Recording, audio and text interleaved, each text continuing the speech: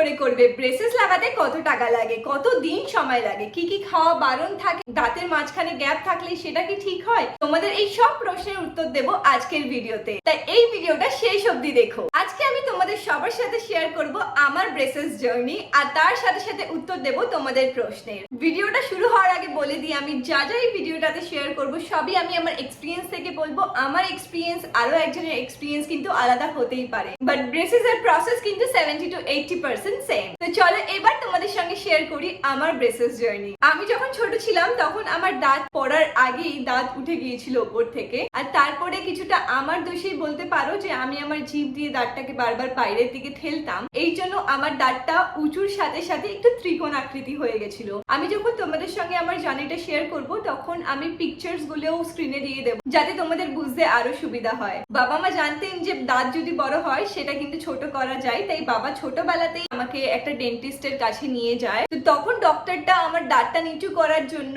একটা রিটেইনার দেয়। তো তখন তো আমি জানতাম না রিটেইনার কি, কিন্তু এখন জানি অ্যাকচুয়ালি রিটেইনার ব্রেসেস এর পরে লাগানো হয়। এই ভিডিও লাস্টে আমি তোমাদেরকে রিটেইনার পরে দেখাবো, তো দেখতে থাকো। তো বেসিক্যালি ওই ডেন্টিস্টটা ছিল একটা ভুয়ো ডেন্টিস্ট। তোমাদের বলে দিই, ডেন্টিস্টরা কিন্তু এই ট্রিটমেন্টটা করে না, এই ট্রিটমেন্টটা করে অর্থোডন্টিস্টরা। অর্থোডন্টিস্টই কিন্তু ব্রেসেস লাগায়। তো যেহেতু ওই ভুয়ো ডক্টরটা আমাকে রিটেইনার দিয়েছিল আর বলেছিল যে 1.5 বছর লাগিয়ে রাখবে, শুধু খাওয়ার সময় খুলে রাখবে, হ্যাঁ ওটা রিমুভ করা যায়। তো আমি সেই রকমই 1.5 বছর লাগিয়ে রেখেছিলাম।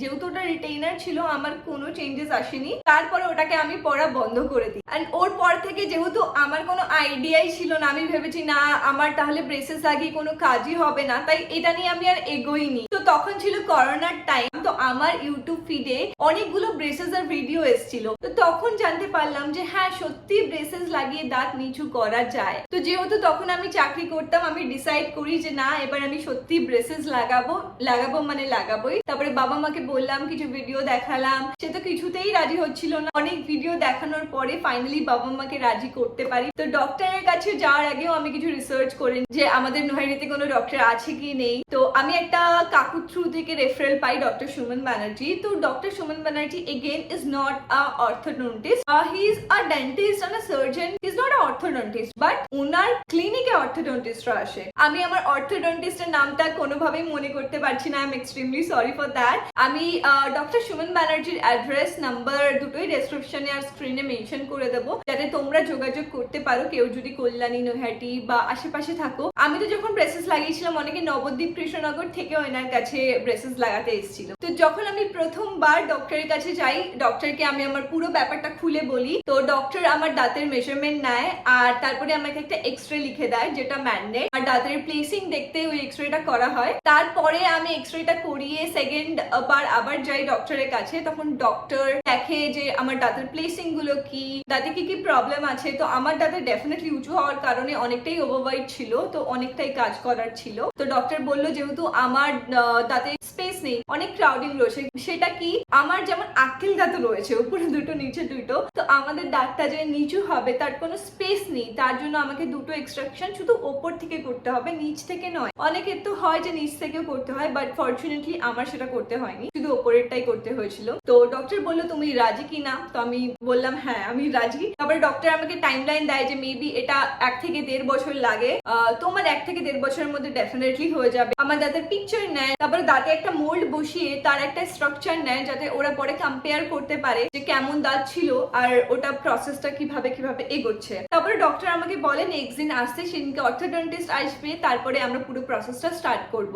আমার ডক্টরের টিমটা সত্যি খুব ভালো ছিল, খুব ভালোভাবে কেয়ার করে। আমার অর্থোডন্টিস্টও খুবই ভালো ছিলেন। তো প্রথম দিন যখন আমার ওনার সাথে দেখা হয়, উনি আবার আমার থেকে পুরো ব্যাপারটা জানে। তারপরে আমাকে উনি বলেন 2 ধরনের ব্রেসেস ওনার কাছে অ্যাভেলেবল আছে, মেটাল ব্রেসেস আর সিরামিক ব্রেসেস। তো তোমাদেরকে বলে দিই মার্কেটে এখন 3 ধরনের ব্রেসেস অ্যাভেলেবল আছে, মেটালিক ব্রেসেস, সিরামিক ব্রেসেস আর হচ্ছে ক্লিয়ার অ্যালাইনার্স। আমি লাগিয়েছিলাম সিরামিক ব্রেসেস। তো মেটালিক ব্রেসেসটা কি হয় যে মেটাল দিয়ে থাকে, তো ওটা দেখতে একটু বাজে লাগে, এই জন্য আমি লাগাই। আমাকে অনেক মিটিং এই যেতে হয়েছিল তখন, তো আমি চাইনি যে কেউ ওটা দেখুক। আর সিরামিক ব্রেসেসটা পুরো হোয়াইট থাকে, তো মিটিং বা ভিডিওতে অত ভালো করে বোঝা যায় না, তাই আমি সিরামিক ব্রেসেসটাই নিয়েছিলাম। বেসিক্যালি মেটালিক ব্রেসেস এর প্রাইস ওনাদের কাছে হচ্ছে 40K আর সিরামিকের হচ্ছে 48 to 50K।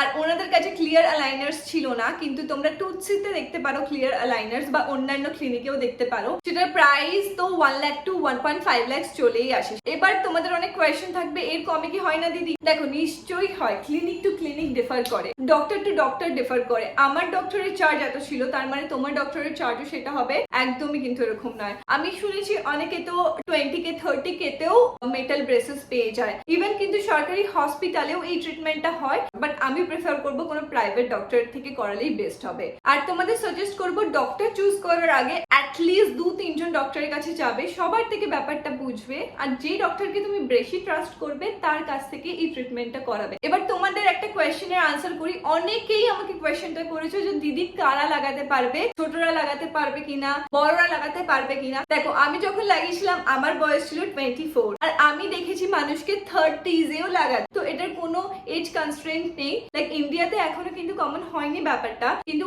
ইউএসএ দেখো সব বাচ্চারা কিন্তু হাই স্কুলে এটা লাগিয়ে নেয়, সো দ্যাট ইন ফিউচার ওদের দাঁতটা পুরো প্লেসে চলে আসে। তো ছোটরা যারা হাই স্কুলে আছো তারাও কিন্তু লাগাতে পারো, হাই স্কুল টু 30 সবাই করতে পারবে। আরেকটা কোয়েশ্চেন যে তোমরা করেছিলে যে দিদি 50K যেটা তুমি দিয়েছো সেটা কি তুমি একবারে দিয়েছো? না, একবারে দিইনি। প্রথম দিন 10,000 টাকা দিয়েছিলাম, তারপরের মাস দিতে হয়নি, তারপরের মাস আবার 10,000 টাকা, এরকম ভাবে গ্যাপে গ্যাপে তোমাদের টাকাটা দিতে হবে, একেবারে দিতে হবে না। চলো এবার আবার প্রসেসে ফিরে আসি। ডক্টরকে আমি বলি আমি সিরামিক ব্রেসেসই লাগাতে চাই, তো ডক্টর আমাকে সিরামিক ব্রেসেস লাগিয়ে দেয়, কিন্তু শুধু ওপরেরটায়, কারণ নিচেরটায় না আমার কোনো উঁচু ছিল না, শুধু তেরা বেঁকা ছিল, তো ওটা তো একদম লাস্টে করেছিলাম আমরা, তার আগে শুধু আমরা ওপরেরটাই লাগিয়েছিলাম। আর বলে দেয় প্রথম দিন একটু অসুবিধা হতে পারে, কারণ ডেফিনেটলি কিছু একটা মুখে আমাদের রয়েছে আর আমরা কনস্ট্যান্টলি সেটাই ভাববো, তো একটু অসুবিধা হয়, বাট কোনো পেন হয় না, লাইক ফার্স্ট ডে কোনো পেন হয় না, তো ওটা নিয়ে একদম চাপ নেবে না। ব্রেসেস লাগানোর পরে ডক্টর আমাকে বলে দেয় কি কি খাওয়া বারণ। এটা তোমাদের অনেকের কোয়েশ্চেন ছিল যে দিদি কি কি খাওয়া বারণ থাকে, কি কি খেতে পারবো না। তো বেসিক্যালি কোনো হার্ড ফুড খাওয়া যায় না, ক্যারামেল খাওয়া যায় না, তারপরে কোনো চুইং গাম খাওয়া যাবে না, ওই কোনো চিভি ফুড খাওয়া যাবে না। এগুলো কেন খাওয়া যায় না? কারণ তুমি যদি কোনো হার্ড ফুড খাওয়ার চেষ্টা করো তাহলে তোমাদের ব্রেসেসটা ভেঙে যেতে পারে, এই জন্য এটাকে অ্যাভয়েড করে চলো। একদম কোনো হার্ড ফুড কিন্তু খাওয়া যাবে না, এটা মাথায় রেখো। চলো এবার আবার প্রসেসে ফিরে যাই। ডক্টর কিন্তু প্রত্যেক মাসে একবারই সিটিং করাবে। ডক্টর আসার আগে তোমাদেরকে 2-3 দিন বা 1 সপ্তাহ আগে বলে দেওয়া হবে যে আমি এদিনকে আসি, তোমরা চলে আসো। তো প্রত্যেক মাসে একবার করে যেতে হয় টাইটনিং করার জন্য। তো টাইটনিং কি? তো বেসিক্যালি ব্রেসেসের ওপরে যেই তারটা থাকে সেটা তো প্রেসার ক্রিয়েট করছে ব্রেসেসটা আমাদের উপরে, তো তারটা নিচু হতে থাকে, তো তারটা কি হয় ওখান থেকে বেরিয়ে যায়, তো ওটা কাট করা হয় আর টাইট করা হয়। এটা প্রত্যেক মাসে একবার করে হয়। লাইক সেকেন্ড মাসের আগে ব্রেসেস লাগানোর কিছুদিন পরে আমাকে ডক্টর কল করে যে তোমার এক্সট্রাকশনটা করতে হবে, তো আমি চলে গিয়েছিলাম। আর আমি শুনেছি অনেকেরই এক্সট্রাকশনে পেন হয় না, কিন্তু ট্রাস্ট মি আমার খুব পেন হয়েছিল, কারণ অবশ করার জন্য যেটা দেওয়া হয় ওটা ঠিক মতন কাজ করেনি। আমার এখান থেকে এই অবধি প্রচন্ড ব্যথা হয়েছিল, আর আমার এই পাশটা পুরো একদম উঠে গিয়েছিল। ফটো আমি ডেফিনেটলি স্ক্রিনে দিয়ে দেবো, তোমরা দেখতে পারো।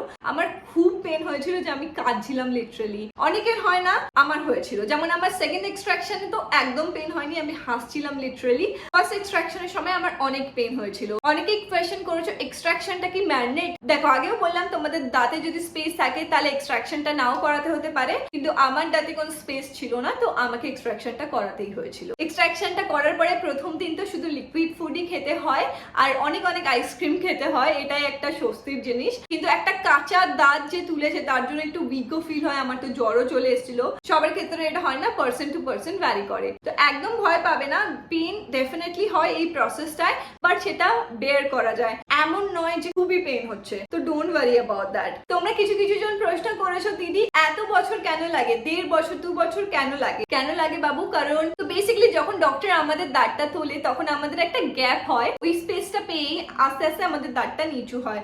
যতদিন পর্যন্ত তোমাদের গ্যাপটা পুরোপুরি ফিল না হয় ততদিন পর্যন্ত কিন্তু প্রসেসটা চলবে, এটা মাথায় রেখো। অ্যাটলিস্ট তো 1 ইয়ার ধরে চলো যে 1 ইয়ার লাগবে। যেমন আমার দুটো দাঁত তোলা হয়েছে, তো আমি তোমাদের লাইভ দেখাচ্ছি আর তোমরাই দেখে বলো কি বোঝা যাচ্ছে কিনা যে আমার এখান থেকে দাঁত তোলা হয়েছে। এখানটাতে আমার একটা দাঁত তোলা হয়েছে, আর এখান থেকে একটা দাঁত তোলা হয়েছে। এখন কেউই বলতে পারবে না যে আমার দুটো দাঁত তোলা হয়েছিল বা দুটো দাঁত এখন নেই, কারণ প্রসেসটা একদম বিউটিফুলি কমপ্লিট হয়েছে। তো ট্রাস্ট দ্য প্রসেস। 1 বছর লাগুক, 1.5 বছর লাগুক, অনেকের তো 2 বছর 3 বছরও লেগে যায়। ডোন্ট ওয়ারি, আফটার রেজাল্টটা দেখে তোমরা নিজে আনন্দে লাফাবে। অনেকে জিজ্ঞাসা করেছো দাঁতের মাঝখানে স্পেস রয়েছে, তো সেটার জন্য কি করা যায়? সেটার জন্যও কিন্তু ব্রেসেস লাগানো হয়। যেহেতু তোমাদের স্পেসেস অলরেডি আছে, তাই তোমাদের কোনো এক্সট্রাকশন করাতে হবে না, তোমাদের জন্য প্রসেসটা আরো ইজি হয়ে যাবে শুধু ব্রেসেস লাগালেই। তো যতদিন ওই গ্যাপটা ভরে ততদিন তোমাদের ব্রেসেস ট্রিটমেন্টটা চালাতে হবে, তারপরে বন্ধ করে রিটেইনার ইউজ করতে হবে। আরেকজন প্রশ্ন করেছিলেন যে যখন আমি ব্রেসেস লাগিয়েছিলাম তখন কি আমার কথা বলতে বা হাসতে কি কোনো প্রবলেম হয়েছিল? একদমই হয়নি, কখনোই এই প্রবলেমটা ফেস হবে না। আরেকটা কথা, যখন আমাদের এক্সট্রাকশন হয় তো এক্সট্রাকশনটাকে ভরাট করার জন্য ডক্টর আমাদের রাবার ব্যান্ড দিয়ে দেয়। সেই রাবার ব্যান্ড গুলো মেডিকেল রাবার ব্যান্ড ডক্টরই দিয়ে দেবে বা অনলাইনেও কিনতে পাওয়া যায় শেষ হয়ে গেলে। তো সেটা আমাদের ব্রেসেসে লাগিয়ে রাখতে হয়। এভাবে আমি ফটো দিয়ে দেবো যাতে তোমরা বুঝতে পারো। ওই রাবার ব্যান্ড গুলো আস্তে আস্তে গ্যাপটাকে আমাদের ভরাট করে। ওই রাবার ব্যান্ড গুলো কিন্তু সবসময় পরে থাকতে হয়, শুধুমাত্র খাওয়ার সময় ওটা বের করে রাখবে, তাছাড়া সব সময় কিন্তু রাবার ব্যান্ড গুলো পরে থাকতে হবে। আমার নিচের দাঁতের ব্রেসেস অনেকদিন পরে লাগানো হয়েছিল, যখন ওপরের দাঁতটা অনেকটা নিচু হয়ে যায় তারপরে আমার নিচের দাঁতের ব্রেসেসটা লাগানো হয়েছিল।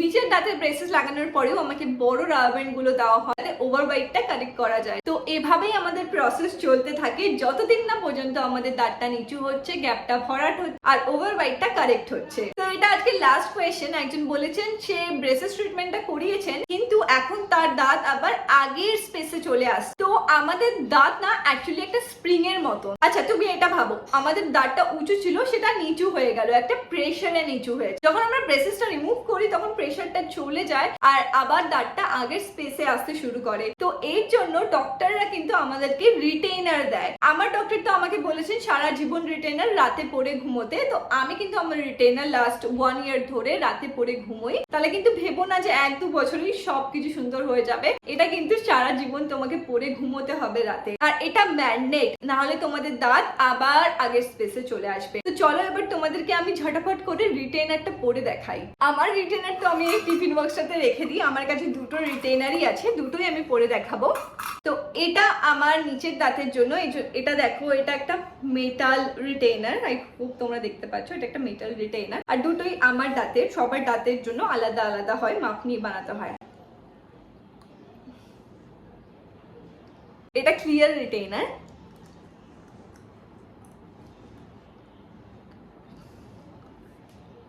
এটা পড়লে তোমরা বুঝতেও পারবে না যে তোমরা দাঁতে কিছু পড়েছো, এটা এতটাই ক্লিয়ার। আই হোপ আমি তোমাদের সবার কোয়েশ্চেনের উত্তর দিতে পেরেছি। অ্যাটলিস্ট আমি চেষ্টা করেছি। যদি কোনো কোয়েশ্চেন ভুলে যাই তাহলে কিন্তু কমেন্টে আমাকে জানিও, আমি আনসার করার চেষ্টা করব। তোমাদের রিকোয়েস্টে আজকের ভিডিওটা বানানো, আমি ট্রাই করেছি তোমাদেরকে সম্পূর্ণ ইনফরমেশন দেওয়ার। তো তোমাদের যদি ভিডিওটা ভালো লাগে একটা লাইক করে দিও, আর হ্যাঁ আমাকে ভালো লাগলে একটা সাবস্ক্রাইবও করে দিও। আবার দেখা হচ্ছে নেক্সট ভিডিওতে। বাই।